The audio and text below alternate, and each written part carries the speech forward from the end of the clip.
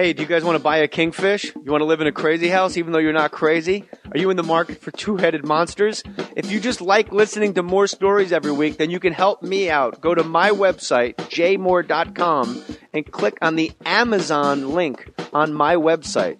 If you're going to be shopping at Amazon anyway, why not help support Mohr Stories at the same time by going to jmohr.com, jaymohr.com, bleep, and then click on the Amazon link to their homepage, and then you can shop for whatever you want. Instead of me pushing a product on you, you can just simply go to Amazon.com through jmohr.com and get any product you want. I mean, I do a lot of favors for you, don't I? I ask you for one thing here, Henry. Go to Amazon.com through jmohr.com. Look, this is Harvey Keitel. Go to jmohr.com. Click the link. Who's going to be okay at Amazon.com through jmohr.com? Say the damn words. Do me a favor. Help us out. Help keep this podcast rolling. You know how much money I got to pay Matt Cohen every week? Go to Amazon.com through jmohr.com, and I will personally mail each of you $15 million. Part of this was made up. Put your name on it. Just put your name on it. That's all I say. Be a man or a woman. Put your name on it. Well, I'd like to hear about it, potheads. How the fuck you gonna know how to be great if you don't study greatness? Look at the game change. Donuts. I want to work with you a lot. Oh, yeah!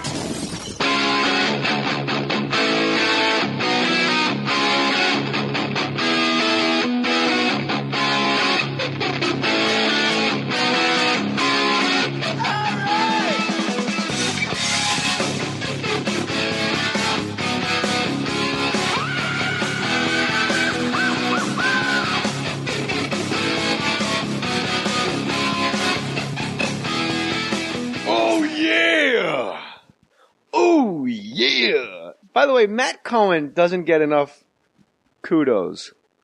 I don't know who else lays it out for him, but the fact that the podcast starts with such a great collection of quotes and sound bites. Good job, Matty Cohen, at Bagged and Boarded on Twitter. Oh, sorry. Bagged and Boarded is his podcast, and on Twitter he is Camel Toad. At Camel Toad. It sounds like a morning radio program. Hey, it's Camel Toad and Rape Kit. Let's go to Spice Rack with weather. That, by the way, I've completely bit the styles of Ron Bennington, Ron and Fez. At the beginning of their show, they used to have long montages of movie quotes. So that's what inspired me to do that. Now, no one in the history of the internet has ever had a 100% approval rating. Not the Patriots, not the Celtics, not the little magician Ricky Pitino. But this man, for some reason, has a 100%. Nothing ever has been negatively said about him. Barry Katz, back in the house. Wow. Showbiz. That's Showbiz. incredible. I can't believe that no one has ever said anything negative. Have you, Matt Cohen? Nah, I have not seen it yet. I have not seen one thing of like, whatever. I mean, they shit on Catherwood, they shit on my wife, they shit on... We're going to change that today. All right. That'll be good. Everyone has something to say about somebody. You're the only one ever where people are like, other guests sit here. Brian Koppelman, screenwriter, goes, yeah, the comics are fun and all, but you got to get Katz back. Is that like just two Jewish guys looking out for each other? I don't think so. Mishpucha. Mishpucha, that's right. How are you, pal? That's right. We'll share latkes. I have a lot. We're to talk about a lot today. We're going to talk a lot about great stuff that happened to you. I don't know if you've shared it yet, but I have some actual comments about that because you were talking to me at the Last Laugh, which was a show that you just did. A pilot we did for TBS, hidden camera show. You're talking about your April Foolishness show. And Kevin and Bean, April Foolishness. Have you shared a little bit of that on any podcast of what happened? We did a live podcast, the one that's up before this. I'm talking about afterwards, talking about how it went for you and the whole I've not really broken it down. I think you should break it down because I have some things to break down about it too. Well, where would you like me to start, honey? Why don't you start from the beginning, and then, All right. and August 23rd, 1970. At the end, you go to the end. I was born 2 months premature. A August little bit 23rd. farther in advance. All right. I remember at 8 years old, my mom stopped drinking. Let's start when Keep you going. arrive at the Universal Amphitheater. I show up at the Universal Amphitheater. It's apparently I was like the last person to show up. I think because I don't party. I just want to show up and do the following Barry Katz's advice. Do the gig, get in the car, and go the hell home, man. Get in, get out. Get in and get out. My mother man. always told me when I called her up and I'd have a great conversation with her, I'd say, "Mom, I love you," and she'd pause and she'd say, "Show me, don't tell me." And so I that's all like about the that comedy. because I found myself lately telling people whenever somebody says to me like, "Well, I try," like Brad Williams, the dwarf or little person comic, he calls himself a midget. Fuck it, the midget comic that had the best set of the night, hands down. He goes, "Hey man, I try," and I always stop people and go, "No man, you're doing. There's a difference. You're fucking doing it." And we were talking about it last night in Irvine. Now, do they know what happened that night and your feelings about what happened, how did? Brad most certainly does. But does your audience know that? Well, we'll see. Brad Williams, I get to the Universal Amphitheater. It's 6,000 people. It's for the Wounded Warriors Project. And we have talked about this a little bit, but not Barry Katz style. People are really excited for you to come back. So this is good. We'll chop it up. I get there. Larry King goes on first. Hello. And apparently he did really well. But right when I get there, Eddie F. Does he perform with suspenders or without? Yes. Okay. And his wife came out like Shelby Chong. I didn't know that she came out, but then when I saw still photos from the Orange County Register, I just see this tall blonde next to the crypt keeper. And I'm like, what's going on? Now I'll bring my wife out to help me. Hello. Wife, come on out. Hello. I give Methuselah a seat on the bus. Yes, you're on the air. Peter, hello. Pilot, go. Thoughts. What's Barabbas doing today? Hello. So he goes out. Then after him, I believe, Felipe Esperanza. Esparza. Like I said, let me finish. He did very well. Socially, very shy, painfully shy, where I felt like he might kill himself. Moving forward 10 years, he might kill himself. I hope not. I hope not, too. He's just, there's certain comedians, as everybody knows who's listening, it's just like the people you meet in life. There's certain people who are, walk the same way and the same speed as everybody else, and then other people don't.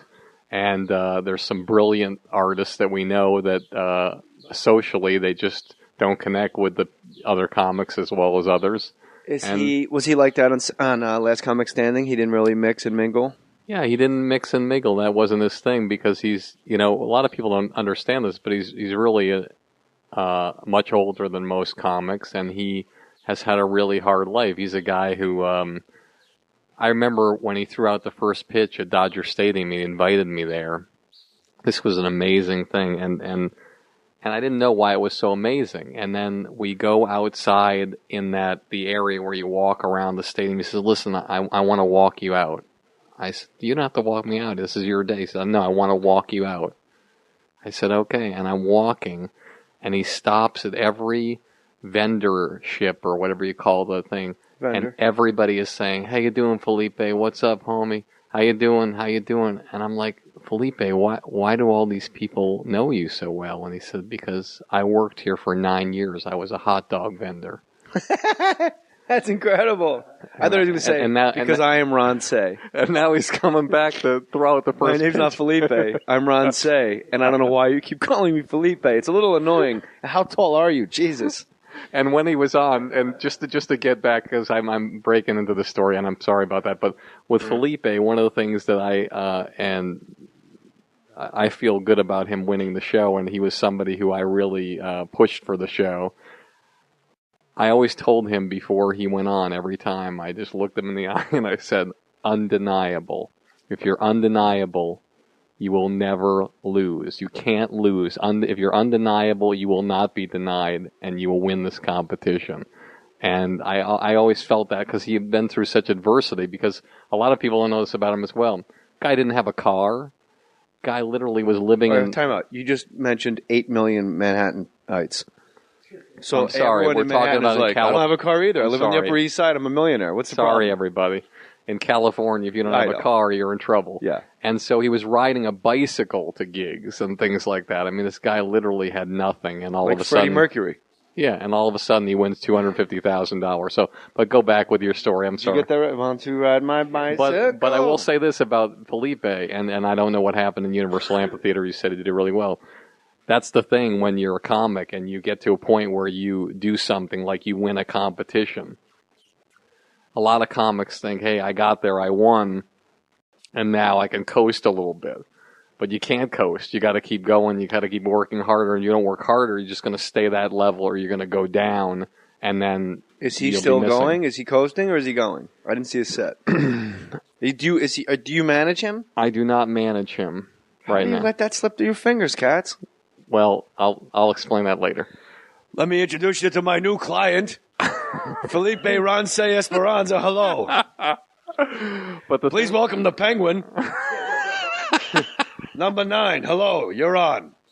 So anyway, so the thing is, you got to keep going. And if you look at all the people that were on Last Comic Standing, you can count on half a hand anybody who's doing anything or making any money. Yeah, or if they're making money, they're just doing comedy clubs. Like Ralphie May's a guy that took it up a notch and just plowed through America. And that's a guy that will not be denied. But this is where Ralphie May will be denied, and I'll probably, have a...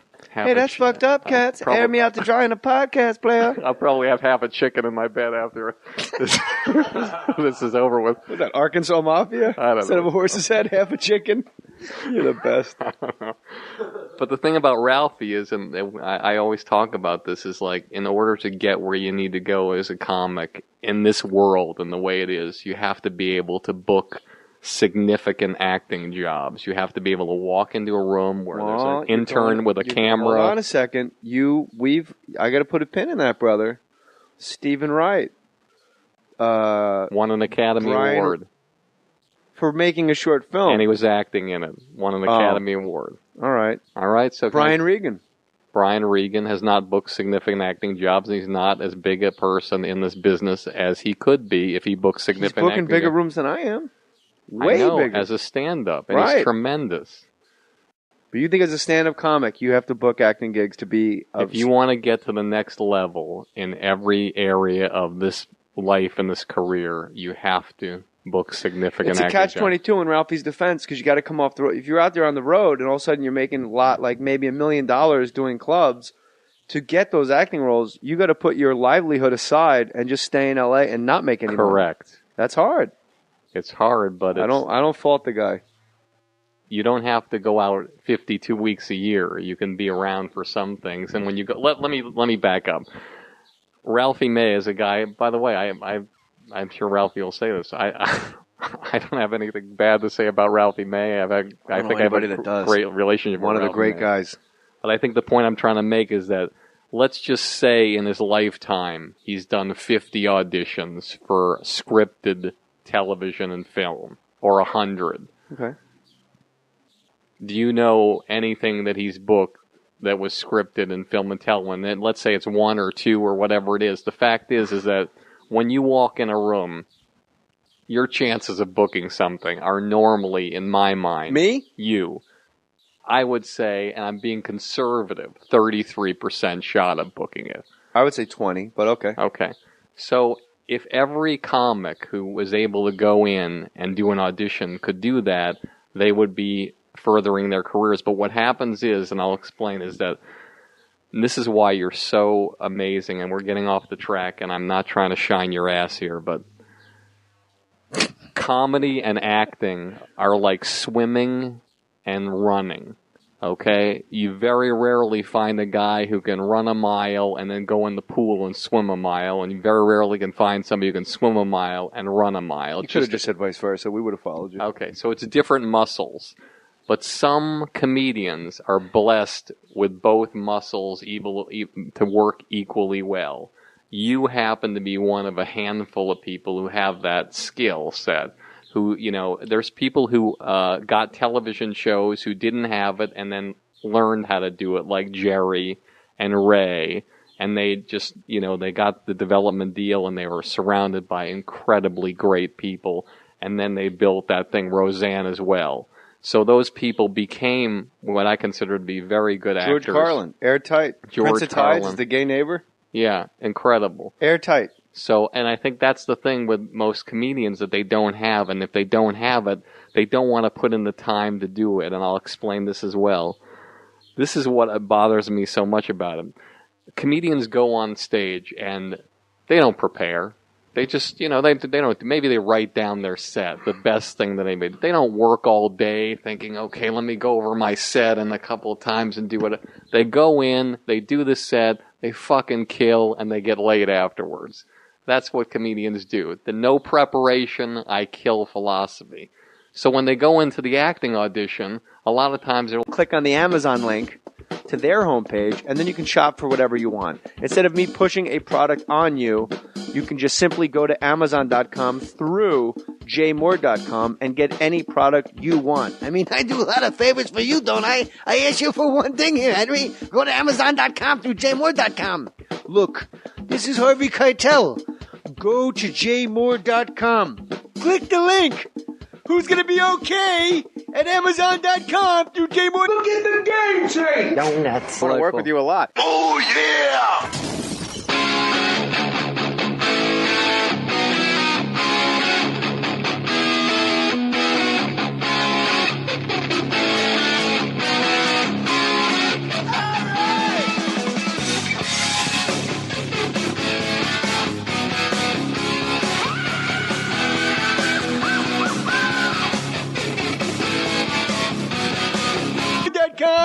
Say the damn words. Do me a favor. Help us out. Help keep this podcast rolling. You know how much money I got to pay Matt Cohen every week? Go to Amazon.com through jmohr.com, and I will personally mail each of you $15 million. Part of this was made up. Put your name on it. Just put your name on it. That's all I say. Be a man or a woman. Put your name on it. Well, I'd like to hear about it, potheads. How the fuck you gonna know how to be great if you don't study greatness? Oh, yeah. Oh, yeah. By the way, Matt Cohen doesn't get enough kudos. I don't know who else lays it out for him, but the fact that the podcast starts with such a great collection of quotes and sound bites. Good job, Matty Cohen, at Bagged and Boarded on Twitter. Oh, sorry. Bagged and Boarded is his hey, do you guys want to buy a kingfish? You want to live in a crazy house even though you're not crazy? Are you in the market for two-headed monsters? If you just like listening to Mohr Stories every week, then you can help me out. Go to my website, jmohr.com, and click on the Amazon link on my website. If you're going to be shopping at Amazon anyway, why not help support Mohr Stories at the same time by going to jmohr.com, jaymohr.com, bleep, and then